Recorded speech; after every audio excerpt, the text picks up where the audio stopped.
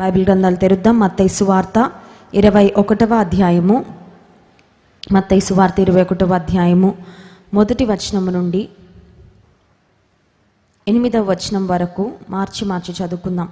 Gospel of Matthew chapter 21. Let's read from verse 1 through 8. తర్వాత యెరూషలేమునకు సమీపించి ఒలీవ చెట్ల కొండ దగ్గర ఉన్న బేత్పగేకు వచ్చినప్పుడు యేసు తన శిష్యులలో ఇద్దరిని చూచి,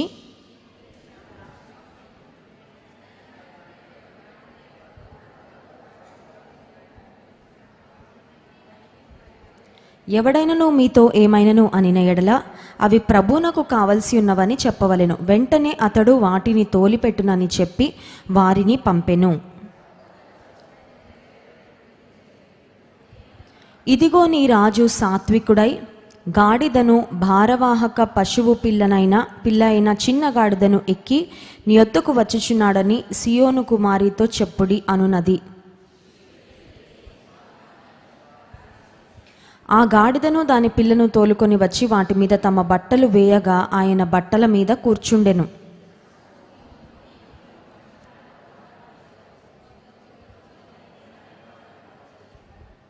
ఈరోజు మట్టల ఆదివారము. ఈరోజుకున్న ప్రత్యేకత, ఉదయకాల సమయంలో కూడా చాలా ప్రత్యేకమైన విలువైన సందేశాలు మనం విన్నాము. మట్టలను గూర్చి, అలాగే ఖర్జూరపు మట్టలను గూర్చి. అంత మాత్రమే కాదు, మరి ఇంగ్లీష్ సర్వీస్లో అలాగే 2వ ఆరాధనలో కూడా దైవజనుల ద్వారా బలమైన వర్తమానాలు మనం విన్నాం. అయితే రాత్రికాల సమయంలో ఇంకొకసారి మట్టల ఆదివారం జరిగిన సంఘటనలో ఇంకొన్ని ప్రాముఖ్యమైన విషయాలు మనం ధ్యానం చేసుకుందాం. యేసు ప్రభు యెరూషలేములోనికి ఆయన ప్రవేశించారు. యెరూషలేములో ఇంకా ఈ వారంలో ఆయన శిలువ మరణం పొందుతారు అని ఆయనకు ముందే తెలుసు. ఎంత భయంకరమైన శ్రమను, హింసను పొందబోతున్నారు అన్నీ ముందే తెలిసి, అప్పటికి యేసయ్య యెరూషలేంలోకి చాలాసార్లు వచ్చారు. ఆయన యెరూషలేంలోకి వచ్చారు, యెరూషలేంలో నుండి బయటకు వెళ్ళారు. కానీ but this was a very significant time. ఈసారి యెరూషలేంలోకి ఎందుకు వస్తున్నారంటే ఎవరినో బాగు చేయడానికో లేకపోతే బోధించడానికో ఇంకేదో పని మీద రావట్లేదు. కానీ ఆయన శిలువ మరణం పొందడానికి యెరూషలేంలో ప్రవేశిస్తూ ఉన్నారు. సో ఆ సమయంలో యేసయ్య ఒక వాహనాన్ని కోరుకుంటున్నారు. ఆ వాహనం ఏంటి అని ఆలోచిస్తే ఒక గాడిద. బైబిల్ గ్రంథంలో అంత మాత్రమే కాదు, చరిత్రలో కూడా మనం చూసినట్లయితే చాలామంది రాజులు తమ కొరకు ఏనుగలను, తర్వాత గుర్రాలను వాడుతూ ఉంటారు. ఏనుగులు ఎవరు వాడతారంటే యూజువల్గా ఒక యుద్ధానికి వెళ్ళి యుద్ధంలో జయం పొందినప్పుడు విక్టరీ ప్రొసెషన్ అంటే విజయోత్సాహంతో వస్తున్నప్పుడు ఆ యొక్క ఘనతను, విజయాన్ని సెలబ్రేట్ చేసుకోవడానికి ఒక ఏనుగు మీద ఎక్కి రాజు వస్తూ ఉంటాడనమాట. గుర్రం మీద వెళ్ళేవారు యుద్ధానికి వెళ్తారు, యుద్ధం నుండి జయం పొందొచ్చేవారు కూడా గుర్రం మీద వస్తూ ఉంటారు.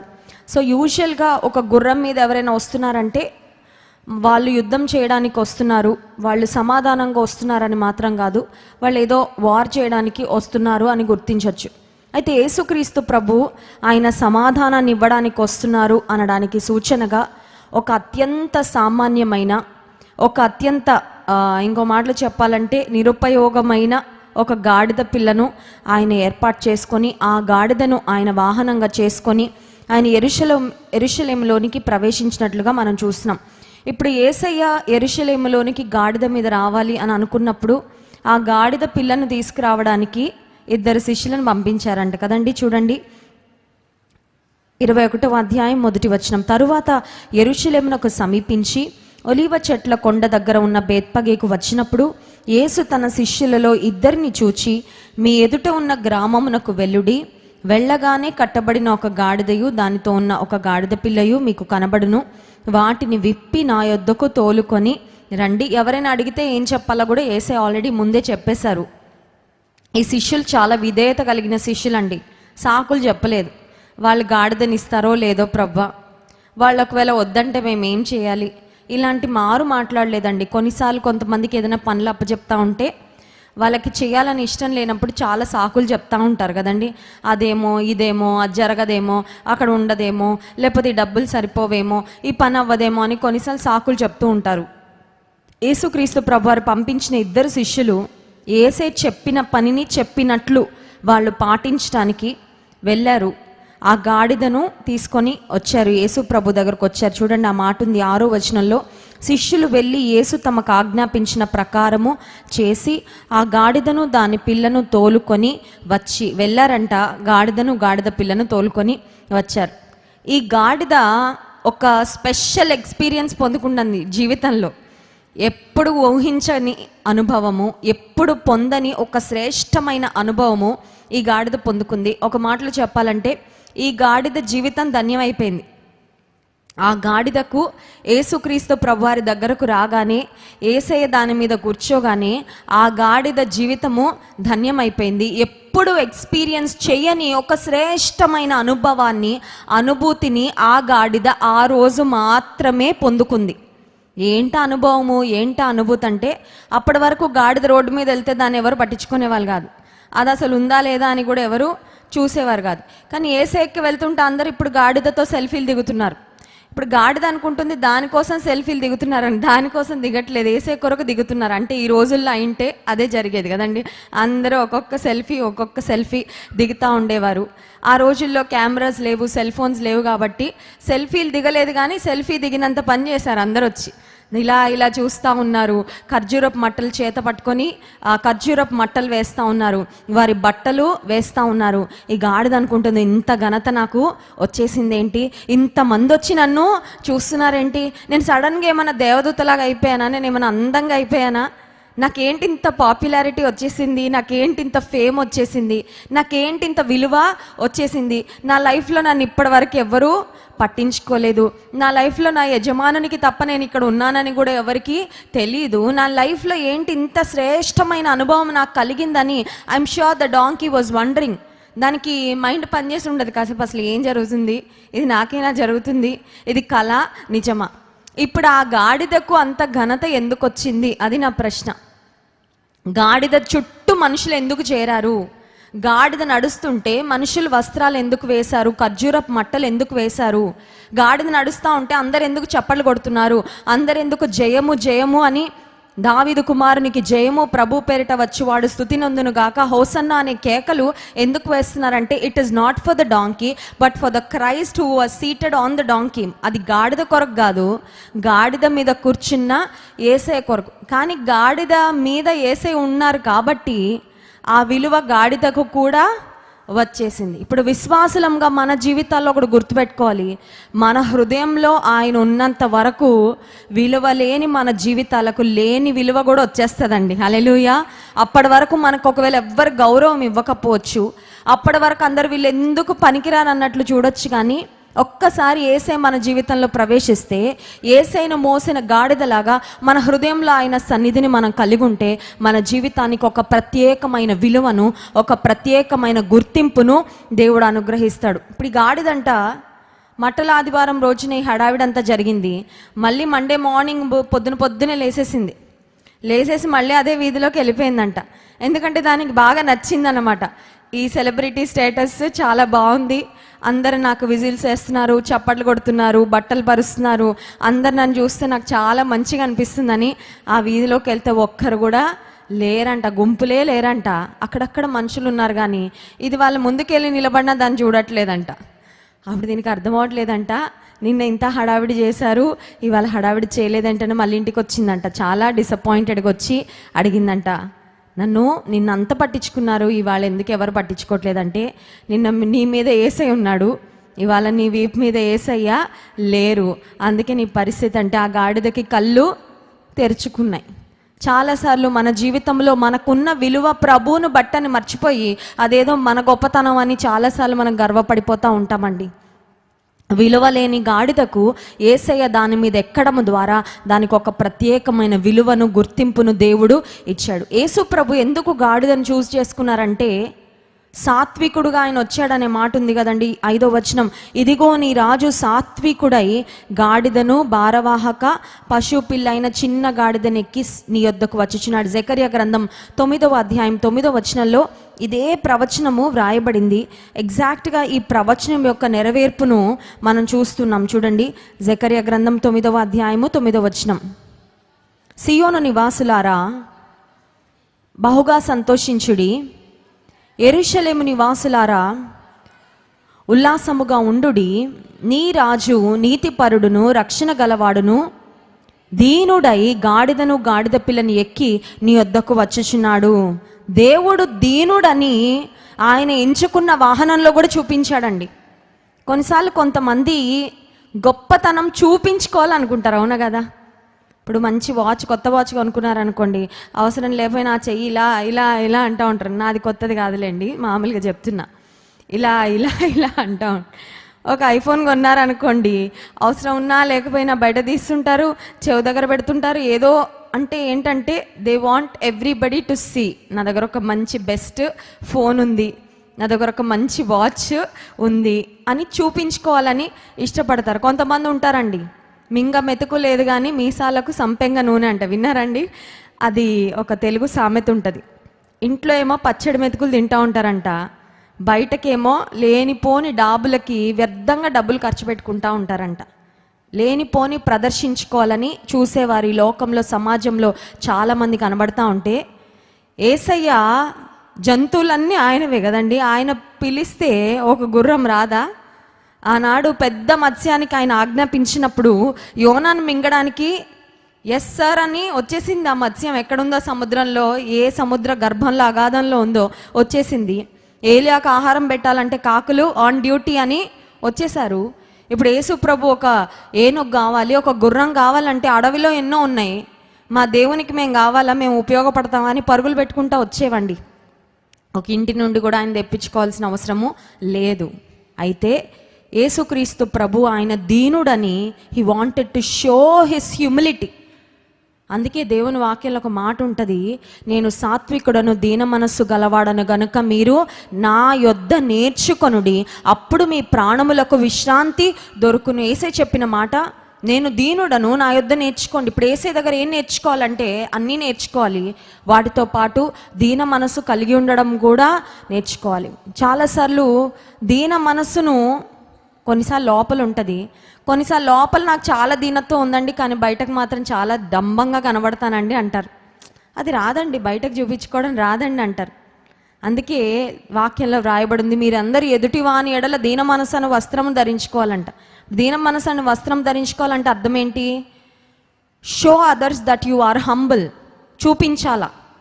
బయట ప్రాంతాల నుండి, దూర ప్రాంతాల నుండి మన సంఘానికి వచ్చిన కొంతమంది నాతో చెప్పిన ఒక సాక్ష్యం ఏంటంటే, క్రైస్ట్ వర్షిప్ సెంటర్లో దేవుని బిడ్డలతో కొంతమందితో మేము మాట్లాడామండి. ఇంటరాక్ట్ అయినప్పుడు we have notice that they are very humble.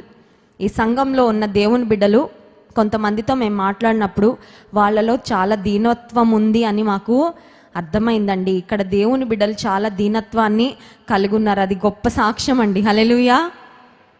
దీనత్వం, దేవుని బిడ్డలు దీనత్వాన్ని కలిగి ఉంటారు. దీనత్వం లోపల ఉండాలి, దీనత్వం బయటకు కూడా కనబడాలి. ఇప్పుడు నాకు లోపల ఉందండి దీనత్వం కానీ నేను చూపించలేనంటే అది కరెక్ట్ కాదండి. యేసు ప్రభు దీనత్వాన్ని చూపించాడు. ఆయనలో దీన మనస్సు ఉందని ఆయన మాటల్లోనే కాదు, ఆయన క్రియలలో కూడా ఆయన దీన మనస్సును కనుపరిచాడు. మనం కూడా దీన మనస్సు చూపించాలి. నీవు బయటకు చూపించకపోతే నీ లోపల ఎంత భక్తి ఉండే ఏం లాభం చెప్పండి? ఇప్పుడు మన లోపల దైవికమైన విలువలుండి ఆ విలువలను ఈ జీవితంలో జీవించకపోతే how does the world know that we are the children of God?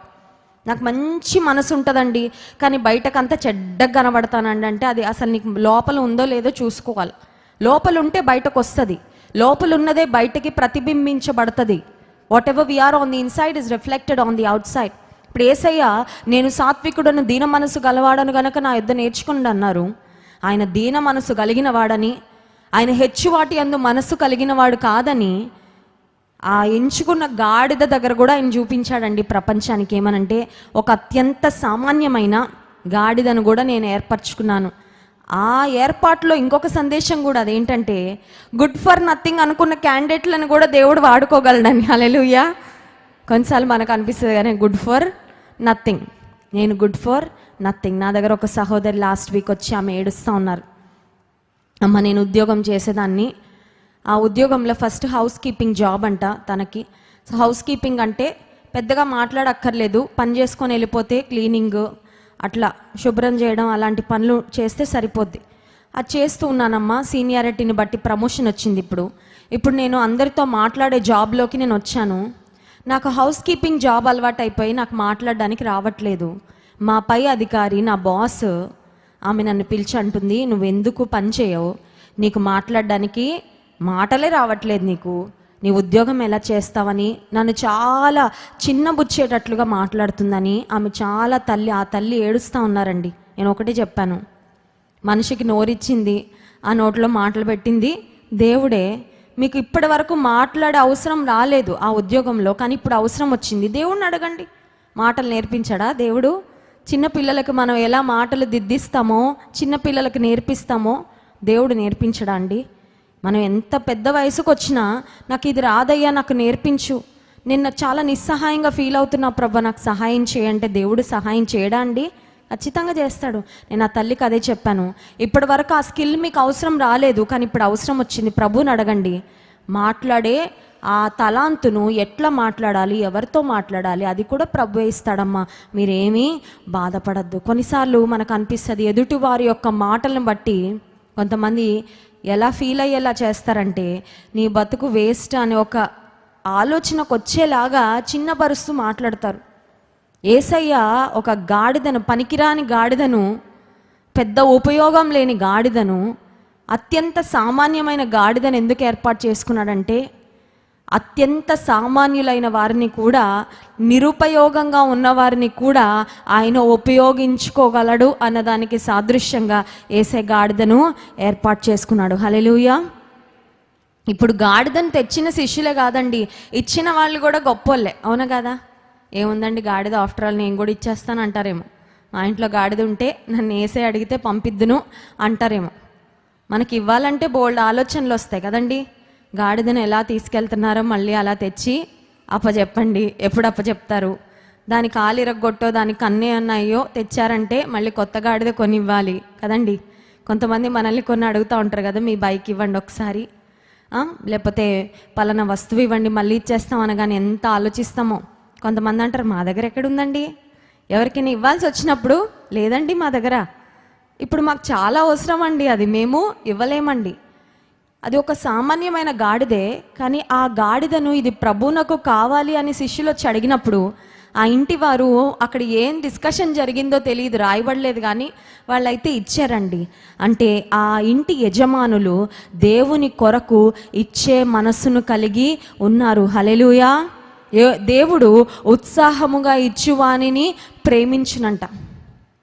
అది చిన్నదైనా పెద్దదైనా ప్రభువుకు కావాలి. ప్రభు నీ దగ్గరకు వచ్చేమని అడిగాడా? నీ స్వరం కావాలంటే దేవుని కొరకు ఇచ్చావా? నీ సమయం కావాలి అంటే దేవుని కొరకు ఇచ్చావా? నీ తలాంతులు కావాలి అని దేవుడు అడిగితే ఆయన కొరకు ఇచ్చావా? నీకు ఒకవేళ దేవుడు ఏదైనా ప్రేరేపిస్తున్నాడు ఆయన కొరకు ఏదైనా కార్యం చేయాలని, ముందుకెళ్తున్నావా వెనక్కి వెళ్తున్నావా? కొన్నిసార్లు దేవుని కొరకు ఏదైనా ఒక చిన్న పని చేద్దామంటే 10 ఆలోచనలు వచ్చి వెనక్కి లాగుతూ ఉంటాయండి. ఎందుకులే ఎప్పుడెందుకులే, తర్వాత చూద్దాంలే, ఇంకెన్నో సాకులు కూడా చాలాసార్లు వెతుక్కుంటూ ఉంటాం. కానీ కుటుంబం వారు ఒక సమర్పణతో యేసయ్యకు గాడిదను ఇచ్చారు. ఇప్పుడు ప్రశ్న, యేసయ్యకు గాడిదను ఇచ్చాక గాడిద మళ్ళీ వాళ్ళ ఇంటికి వెళ్ళిందా, వెళ్ళలేదా? వెళ్ళిపోయింది. ఆ పని అయిపోగానే మళ్ళీ వెళ్ళిపోయింది. ఎందుకంటే యెషయా గ్రంథం 1వ అధ్యాయంలో ఒక మాట ఉంటుంది చూడండి, గాడిద తన సొంతవాని దొడ్డిని ఎరుగును అనే మాట యెషయా గ్రంథము 1వ అధ్యాయంలో చదవండి. ఎద్దు తన కామందును ఎరుగును. 3వ వచనం, గాడిద సొంతవాని దొడ్డి తెలుసుకొనును, ఇశ్రాయేలుకు తెలివి లేదు, నా జనులు యోచింపరు. Even though donkeys are very simple creatures, ఒక అత్యంత సామాన్యమైన జంతువులు అయినప్పటికీ గాడిదల్లో కూడా నమ్మకత్వం ఉంటుందంట. అది బైబిల్ చెప్తుంది. గాడిదంట ఎక్కడ వదిలిపెట్టినా సొంతవాని దొడ్డికి వెళ్ళిపోద్దంట అండి. గాడిదలు ఒక నమ్మకమైన జంతువులుగా ఉన్నాయి. గాడిద తన సొంతవాని దొడ్డిని ఎరుగును. ఇప్పుడు దేవుడు బాధపడుతున్నారు ఏమనంటే, ఎద్దుకు యజమాని తెలిసాడు, గాడిద ఎక్కడికైనా వెళ్ళినా మళ్ళీ సొంతవాని ఇంటికి వెళ్ళిపోద్ది, కానీ నా ప్రజలకే తెలివిలేదు అంటున్నారు దేవుడు. ఎందుకంటే నా ప్రజలు, నేను వారిని సృజించి నేను వారిని ప్రేమిస్తుంటే నన్ను విడిచి ఎక్కడెక్కడో తిరుగుతున్నారని దేవుడు వాపోతున్నారండి. యెషయా గ్రంథం 1వ అధ్యాయంలో ఆ మాటలు మనం చూస్తున్నాం. పాత నిబంధన గ్రంథంలో ప్రవక్తలు కొంతమంది గాడిద మీద ఎక్కారు కదండి. బిలాము గాడిద మీద ఎక్కాడు. ఆ బిలాముకు బుద్ధి చెప్పడానికి గాడిదకి దేవుడు మాటలు ఇస్తే గాడిద బిలాముతో మాట్లాడిందనే ఆ విషయాన్ని మనం బైబిల్ గ్రంథంలో గమనిస్తాం. అంత మాత్రమే కదా, అబ్షాలోము అనే దావీదు ఒక కుమారుడు తన తండ్రికి విరోధంగా రాజుగా తను తాను చేసుకోవాలనే ఉద్దేశంలో ఆ తరుణంలో కూడా అబ్షలోము ఒక గాడిదని ఎక్కినట్లుగా, గాడిద మీద ప్రయాణం చేసినట్లుగా మనం చూస్తాం. ఏదేమైనప్పటికీ సృష్టికర్త గాడిదను చూస్ చేసుకోవాల్సిన అవసరం లేనే లేదు. అయినప్పటికీ ఆయన సాత్వికుడని, ఆయన దీన మనస్సు కలిగిన వాడని, ఎందుకు పనికిరాని జంతువులను కూడా ఆయన వాడుకోగలడని, ఎందుకు పనికిరాని మనలను కూడా ఆయన వాడుకోగలడని సూచనగా యేసుక్రీస్తు ప్రభు ఒక గాడిద మీద ఎక్కి ఆయన సమాధానం కొరకే వచ్చారండి. గాడిద మీద ఎవరు వస్తారంటే when they come for piece, యుద్ధానికి వచ్చేవాళ్ళు గుర్రం మీద వస్తారు, కానీ సమాధానం కొరకు వచ్చేవారు గాడిద మీద వస్తారు. ఇప్పుడు యేసయ్య యెరూషలేములోకి ఎందుకు వచ్చారంటే ప్రజలకి సమాధానం ఇవ్వడానికి వచ్చారు. దేవునితో మనకు లేని సమాధానాన్ని కుదర్చడానికి వచ్చారు. ఎందుకంటే దేవునికి మనం చేసిన పాపం వల్ల మనం శత్రువులం అయిపోయినప్పుడు దేవుడు మన పాపాన్ని ఆయన మీద వేసుకొని యేసయ్య మనల్ని సమాధానపరచడానికి వస్తే అక్కడ ప్రజల పరిస్థితి ఏంటని ఆలోచన చేస్తే మత్తయి సువార్త 21వ అధ్యాయము 10వ వచనం చూడండి. ఆయన యెరూషలేములోనికి వచ్చినప్పుడు పట్టణమంతయు ఈయన ఎవరో అని కలవరపడెను. ఎంత విడ్డూరంగా ఉంది చూడండి మాట. యేసయ్య ఒక గుర్రం మీద రాలేదు, ఒక రౌద్రంతో, ఒక కోపంతో పగ తీర్చుకోవాలని, ఎవరికో ఏదో హాని చేయాలని రావట్లేదు. అసలు యేసయ్య లైఫ్ టైంలో అప్పటి వరకు వీళ్ళు ఎంత చూసినా దేవుని యొక్క ప్రేమ, కనికరం, క్షమాపణ చూశారు తప్ప అంతకు ముందు ఎక్కడ కూడా కక్ష తీర్చుకొని లేకపోతే ఎవరినైనా శిక్షించే దాఖలాలు ఎక్కడ కూడా లేవు. అయినా యెరూషలేములోకి యేసయ్య ప్రవేశిస్తూ ఉంటే అట ఆ ప్రజలందరూ కలవరపడిపోయారంటే ఇప్పుడు ప్రాబ్లం ఎక్కడుందంటే ప్రజల యొక్క అండర్స్టాండింగ్లో ఉంది. వాళ్ళు సరిగ్గా చూడలేకపోతున్నారండి యేసయ్యను. They are with the wrong intentions, misconceptions. చూడండి, కొంతమంది రాంగ్ మైండ్లో ఉంటే వాళ్ళకి రైట్ పీపుల్లో కూడా రాంగ్ థింగ్స్ కనబడతా ఉంటాయి. తెలుసా మీకు? కొంతమందిని మీరు చూడండి, వాళ్ళకు ఒక అలవాటు ఉంటుంది, ప్రతి ఒక్కరిలో తప్పులు ఎదుగుతారండి. వాళ్ళు చాలా టాక్సిక్ పీపుల్, గుర్తుపెట్టుకోండి. కొంతమంది ఉంటారు, ఇప్పుడు ఇక్కడ తీసుకొచ్చి నిలబెట్టిన ఇక్కడ ఉన్న ప్రతి ఒక్కరిలో చెప్తారు మైనస్ ఏంటి, మైనస్ ఏంటి, మైనస్ ఏంటని. వాళ్ళ అమ్మలో తప్పులు చెప్తారు, నాన్నలో తప్పులు చెప్తారు, అక్కలో తప్పులు చెప్తారు, తమ్ముళ్ళలో తప్పులు చెప్తారు, భర్తలో తప్పులు, తర్వాత పిల్లల్లో తప్పులు, కాలేజీలో వాళ్ళు పనిచేస్తుంటే ఉద్యోగ స్థలం అందరిలో చెప్తారండి తప్పులు. అంటే అర్థం ఏంటంటే వాళ్ళ మైండే పాయిజన్ అయిపోయింది. వాళ్ళు ఎవరిని ప్రేమించలేని, అంగీకరించలేని ఒక భయంకరమైన స్థితిలోకి వెళ్ళిపోయారని. మనమే జాగ్రత్త పడాలి. ఏమనంటే అందరిలో తప్పులు ఎదిగే వారి పరిస్థితి ఏంటంటే వాళ్ళు అనుకుంటారు వాళ్ళు పర్ఫెక్ట్ అని. అదే పెద్ద తప్పుడు అభిప్రాయం. ఎందుకంటే నోబడీ ఈజ్ పర్ఫెక్ట్. సో మొదట మనం తెలుసుకోవాల్సింది ఏంటంటే మనలో తప్పులు ఉన్నాయని మొదట మనం గుర్తించి అంగీకరించినప్పుడు, ఇతరులలో తప్పులు ఉన్నాయని తెలిసినప్పటికీ, బలహీనతలు ప్రతి ఒక్కరిలో ఉన్నాయని తెలిసినప్పటికీ ప్రభు ప్రేమతో, ప్రభు మనసుతో సాగిపోతాం. అంతేగాని అందరిలో తప్పులు ఎత్తుక్కుంటూ, అందరిలో తప్పుల గురించి డప్పేస్తూ, అందరి గురించి చెడుగా మాట్లాడుతూ ఎప్పుడు కూడా నువ్వు తిరగవు. ఇన్ఫ్యాక్ట్ నీకు తప్పులు కనబడితే వారి కొరకు నువ్వు ప్రార్థన చేస్తావు మోకాళ్ళేసి, హల్లెలూయా, ప్రభువా వారిని మార్చయ్యా, ప్రభువా వారిలో మార్పు తీసుకురా, వారు నిజమైన నీ బిడ్డలుగా బ్రతకడానికి సహాయం చేయని అందరి గురించి చెడుగా చెప్తూ తిరగడానికి గడిపే సమయాన్ని వారి కొరకు ప్రార్థన చేయడానికి ఉపయోగిస్తారండి దేవుని కలిగిన వారు. కాబట్టి ఇప్పుడు ఈ యెరూషలేములో ఉన్న ప్రజల పరిస్థితి ఏంటంటే వాళ్ళ మైండే సరిగ్గా లేదు. సమాధానకర్త అయిన దేవుడు, సమాధానమునకు రాజు ఆయన వస్తున్నాడు. యేసయ్య ఒక గాడిద మీద ఆయన వస్తున్నాడు. ఆయన ఎక్కడికి వెళ్ళినా సమాధానమే ఇచ్చాడు. ఎక్కడికి వెళ్ళినా భయంకరమైన పరిస్థితుల్లో ఉన్న వారికి ఆయన నెమ్మదే ఇచ్చాడు. యేసయ్య వెళ్ళి ఎక్కడ కన్ఫ్యూజన్ క్రియేట్ చేయలేదండి. అయినప్పటికీ యేసయ్య యెరూషలేములో ప్రవేశిస్తుంటే వారు కలవరపడిపోయారంటే అర్థం ఏంటంటే they was something seriously wrong with their own thinking. So మన థింకింగ్లో తప్పు పెట్టుకొని అందరిలో తప్పు ఉంది అనుకున్నామంటే మనం చాలా డేంజరస్ స్పాట్లో ఉన్నామన్నమాట. ముందు మన థింకింగ్ని మనము మార్చుకోవాలి. ప్రభువా నా ఆలోచన సవరించయ్యా, నా మనసు తిన్నగా పెట్టయ్యా. ఎందుకంటే మన మనసు వంకరగా ఉంటే ఎవరైనా మంచి పనులు చేస్తుంటే కూడా దాన్ని కూడా విమర్శిస్తూ ఉంటామండి. You find fault with your brother, your sister, your pastor, with anybody you come across when your mind is not right. ఇక్కడ యెరూషలేములో ఉన్న ప్రజలు యేసయ్యను చూసి ఆయనను సరిగ్గా స్వీకరించలేని స్థితిలో, ఆయనను చూసి కలవరపడిన స్థితిలో ఉన్నారు. ఈ రాత్రికాల సమయంలో గాడిదను ఉపయోగించుకున్న యేసయ్య నన్ను కూడా వాడుకో ప్రభు అంటే మనల్ని వాడుకోడండి. మనల్ని కూడా గాడిదనే వాడుకున్నాడు కదండి. ఆఫ్టర్ ఆల్ ఆ గాడిదకి ఏమైనా స్కిల్స్ ఉన్నాయా చెప్పండి? గాడిదకి ఏమైనా స్పెషల్ టాలెంట్స్ ఉన్నాయా? గాడిద బయోడేటా సబ్మిట్ చేయమంటే ఏముంటాయి? నా గొంతు చాలా బాగుంటుంది, నేను చాలా ఫాస్ట్గా నడుస్తాను, ఏమన్నా ఉంటాయండి చెప్పండి? గాడిదలో ఎక్స్ట్రాడినరీ క్వాలిటీస్ అంటే ఏం లేవు. Everything is very very normal. దాని లుక్ దగ్గర నుంచి, దాని వాయిస్ దగ్గర నుంచి, దాని నడక దగ్గర నుంచి, అది పనులు చేసే విధానం దగ్గర నుంచి అన్నీ సామాన్యం. అలాంటి గాడిదని దేవుడు వాడుకున్నాడు. ఈ రాత్రికాల సమయంలో నువ్వు ఆ గాడిద నీకు ఉపయోగపడింది కదా ప్రభా, నేను కూడా నీకు ఉపయోగపడాలని అనుకుంటున్నాను అని అడుగు చాలు. ఎట్లా ఉపయోగించుకోవాలో ఆయన అందరిని ఒకేలాగా ఉపయోగించుకోడండి. మిమ్మల్ని ఉపయోగించుకున్నట్టు నన్ను ఉపయోగించుకోడు. బహుశా నన్ను ఉపయోగించుకున్నట్లు మిమ్మల్ని ఉపయోగించుకోలేకపోవచ్చు, కానీ ప్రతి ఒక్కరిని ఉపయోగించుకుంటాడు ఆయన. హల్లెలూయా. ఎందుకంటే ఆయన ఈ లోకంలో ఆయన ప్రేమను తెలియచేయడానికి, ఆయన సువార్తను ప్రకటించడానికి దేవునికి పాత్రలు కావాలండి. God needs people. దేవునికి కావాలా, ఆయన రిక్రూట్ చేసుకోవాలనుకుంటున్నాడు ఆయన టీంలోకి.